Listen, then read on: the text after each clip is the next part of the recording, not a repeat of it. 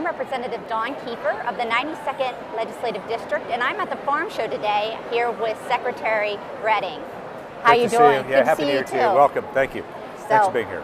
So we're here again this year. I will say I had signed up last year for the text for the calving corner. Yes. Forgot I had done it, and so I got a text first thing on Saturday, Ferdinand the Bull. Right there. And so my family loved it. It was my youngest. Ferdinand the Bull is his favorite movie. Okay, so cool. Whenever they saw that, now we have to go. That'll be our first stop, is to see if we can, if he's still around, we'll check out Ferdinand. Cool. So I'm glad that you're still doing that again this year. We're doing it. You know, we had a really positive response. People loved it, like you, right? The nice reaction and seeing a newborn calf and you know, the mother and how you handle them. So really nice educational event. Yeah, it adds a little bit of reality to everything for everyone to see. Okay, you know, here's where it all begins. How it happens. So well, the other thing I wanted to talk to you about, because there's I have a big agricultural area in my district. We have a lot of farming, a lot of dairy farms. So there's been a lot of challenges to the agriculture community this year. The first being all the rain. And so how's everybody adapting to that? I've talked to some farmers personally, but across the board, I mean, it's just been an overwhelming amount of rain. It's been so frustrating. I mean, it's you know, the second highest rain, you know, precipitated in the last 5 years, or it added insult to injury. Right. Because you have markets which are suppressed. Then you put this weather thing on top, and it's appropriate, I guess, that after 70 inches of rain, it rains on the last day of 2018. I said that too, yes. Right? It's like, come on, really? So let's hope 2019 we get a fresh start. A little drier. You know, it's too wet now, but you can't get on the field. So it's a big worry because we haven't had sort of that kill step in freezing. Right. The ground's not froze, so all of those things that we want to, you know, break that sort of chain of pests. As one example, it takes a good, long, sustained period of frost. It does. I mean, we're still battling. I know they say ticks is a year-round. You have to worry about it, but it's so prevalent still right now. I'm shocked with how many ticks we're finding. But again, we haven't had that long, sustained freeze to really kill off anything to let that all happen. So that, and then the dairy. So I understand you have the dairy. Is it the dairy development program that you guys just launched this year? Yeah. So tell me a little bit about that. Yeah, so a little background. So 2 years ago, we commissioned a study, you know, looking with dairy economists across the state, and actually U.S., to say what should Pennsylvania do. You know, that was really good, helpful information. We wanted to know if we were competitive with our competitors. Right. The short answer is we are, but we have to make some changes. And that was sort of the dairy development plan. The dairy development plan became the dairy investment program, which you supported. Thank you for that. Last year's budget, first time we ever had dedicated funding for dairy investments. And you know, we've got our first cycle open right now. So we'll see what farms come in. They're eligible to do on-farm processing. Processors, you want to get a product line, can do that. But that's, at the end of the day, that's what we need. It's new investment. Right, and and then, so I understand, the way I understand it, and I'm not from an agricultural background, but we have a lot of production. So we have a lot of milk production, but we don't have processing here in the Commonwealth. So the market's been flooded with milk, but we don't process it. So that's a little bit of a gap if we could get over that hurdle. So it's both the processing, insufficient processing in general, and then processing of non-fluid milk, processing in PA, just because historically Pennsylvania's had access to, you know, what we drink and buy in half gallons and gallons, right? But that's not where consumers are today. That category is dropping. Right. And the increases in yogurts and cheeses and ice creams, and that's not what we have as much of in PA. So that's what we're trying to build out. So we're trying to compete against that. Yeah, you got to compete. So yeah, knowing where you're at to know where to go. So any success stories with that yet, or anybody that's taken advantage of that program yet? So we have, so I'll tell you that the first round is open, just now being evaluated. Of the $5 million that's available, there are 28 projects that have applied. And like this week or next, you know, we're still working our way through it. But what's interesting is we have some farms who are adding some on-farm processing. You know, they want to do their own bottling of milk or make their own cheese on the farm, which is good.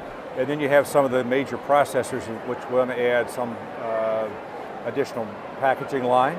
Okay. container sizes and those kind of things. So I'm excited about it. So what are some of the hurdles with that though? Because so as soon as you start processing on there, I know in my past experience dealing with some of the farmers with the regulatory gauntlet, trying to get through all of that. So a lot of them have just stayed away from the processing side because of all that that they're dealing with. Any efforts or initiatives to try to streamline any of that, or take best practices approach where, hey, we may not need as strict of oversight on this, but make sure that we have oversight at this end product, or anything there?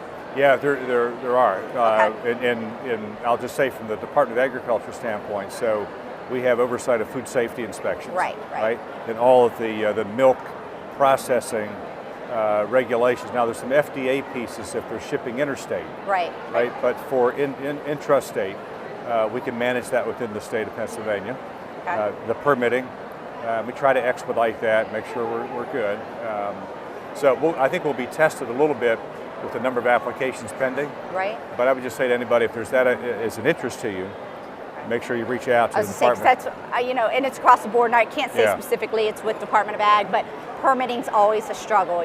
Trying to get through that system can take much longer than anybody ever anticipates. So and longer than it should, because you have an issue particularly with wastewater, right? So if you're processing in a plant, where do you dispose of that wastewater? And that's a DEP permit, right? Or local municipal authorities.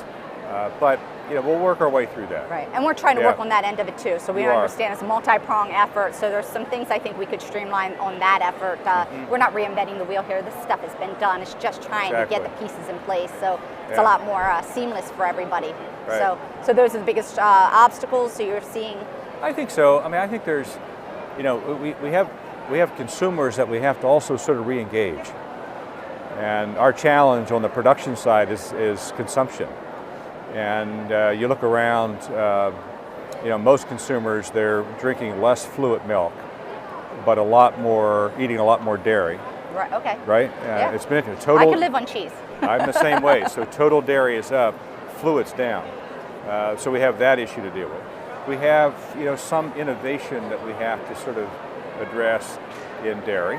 Absolutely, in agriculture across the board, because I will say it's those niche markets that seem to be really propelling. They're all the artisan things, but then you've got these tried and true. Like we've always been dairy farmers. We just produce milk. That's what we do. But you're gonna have to think outside the box here, and that's with marketing in general. Anytime you're trying to sell a product, you're gonna have to do that. An interesting thing for me on dairy is that every alternative that people move away from dairy to is more money. It's a higher price, to include water, right? I can buy a 6-pack of any beverage I want. I can't buy a 6-pack of milk. Why? Right? When you leave the house in the morning and your kids, their cereal, good chance it's in their shirt pocket or their book bag, but the milk's not there. Right? So even the cereal companies have figured out it's got to be mobile. That's not how we sell a lot of milk. No, it isn't. So it's one of those sort of interesting dynamics where I think we can keep people with us on dairy.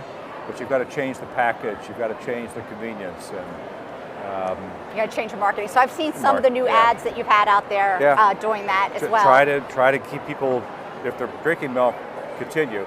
But bring people back who've My kids have been scrutinizing the statistics that are out there. So good, they know. Did they see the same percent with this one or that one? And so going into the whole kid aspect of it, education's another big component. How many people do we have going into agriculture? And this is across the board. We don't have enough employees. And I don't care if it's agriculture or manufacturing, whatever it is, we don't have enough people in the trades and skills. And so we've done some things on the legislative side. I think there's a lot more we can do there. I think we need to stop measuring every school and every program based on how many kids we get to college, because there's many paths to success. How does agriculture feed into that? How can we make sure that we're filling that gap that's there with agriculture? No, it's a great question, and it's the leading question with every employer, right? Particularly in agriculture, because you've got two issues. One is you've got a perception of what those jobs are. Which is not inaccurate, right? Yeah, it's inaccurate. I mean, a lot of people think it's only about production. It starts with production. But you've got this whole value chain, the science pieces, and I think that's part of our challenge. Two is that a lot of the skills and competencies that we need in the farm and agricultural jobs are the same skills and competencies that manufacturing needs. Yes. Right? They're transferable. Only issue is whether you want to put them to work on some type of food item, or a manufactured item. Or equipment, right? Right, or equipment. And sometimes it's equipment, right? It could be the equipment. With agricultural. So I think it's part of this sort of rediscovery of what agriculture is, where do you find it, what types of jobs. I've appreciated your support of what we've done on the workforce development side. Right. I think there's a lot more we can do. Yeah, and that's more of what I'm thinking too. Like, how do we connect our youth to that? Like, I know you have the mobile ag that comes around to all the different schools. Mobile I think science that's lab, yes. right. So that's a great exposure there. But I think it's like that middle school piece, maybe early senior high, just saying, hey, here are all the different opportunities that are there. You know, you could do this or that. It's not just, hey, I'm saying you got to go out and you're plowing fields. I mean, farming is so much more than that. So it's just that exposure. I don't think you don't know what you don't know. Right. I mean, I think if people are, they're just, it sort of was there and they understood it to be something and paid no attention to it, right? And now we're sort of scrambling to say, well, I need people with all the STEM skills, right? The science, technology, robotics. All of that is part of ag. I need people to understand, the plant and the greenhouses and high tunnels and water quality. So that's the reset that we've tried to provide the last couple of years to say, let's understand who is agriculture, what is ag. That was our economic impact study. And then when you look at the jobs within each of those sectors, what do they look like? Okay. And then where do you attain that? If it's a degree you need, fine. But increasingly, it's not about a degree. It's a credential. Right. Right? And that may be a micro-credential. So that's where we're going to focus hard. Or a skill. So that's the other thing. It's like just making sure that we're sending, everybody's going to college, but with what, I always say, what value, what employable skill do you have? If I am an employer and I'm hiring you, that's great that you have this Bachelor of Arts or Bachelor of Science, but in what? What skill or what value do you bring to me as an employer? And I think that's more and more what they're up against. So they're getting frustrated. I just spent all this money on a college degree, and what do I do with it? Right. So they need to be thinking more practically about these degrees. What am I going to do with this? How can I apply it? And knowing what all is out there. There's just so many different opportunities that I think we're missing the boat on this. There's a whole gap. It's part of what we have to keep talking about, sort of what those jobs. I've asked all of the ag businesses, and so that's food service to the mechanical aspects. They also have to help us, right, to be very public about what those jobs look like. Right. And that's a change in agriculture, to be public about what your need is. But it's a really critical part of how we address the need.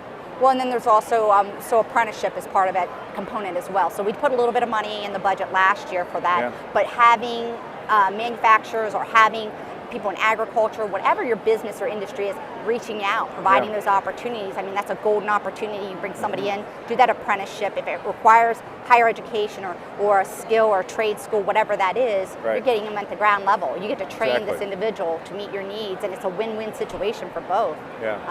But yeah, that line of communication is something that hasn't been there. It hasn't been there, and it's interesting to me. There's a lot of the agricultural employers, have made assumptions about where that supply chain of employees are, and now they're realizing that they're looking for the same skill that the guy down the street.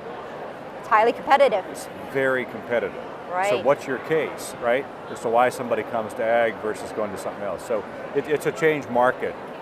Our commitment is to figure out what the department can do with labor and industry, with our workforce development programs, the in-demand occupations, the apprenticeship programs. Let's make sure they work for ag, right?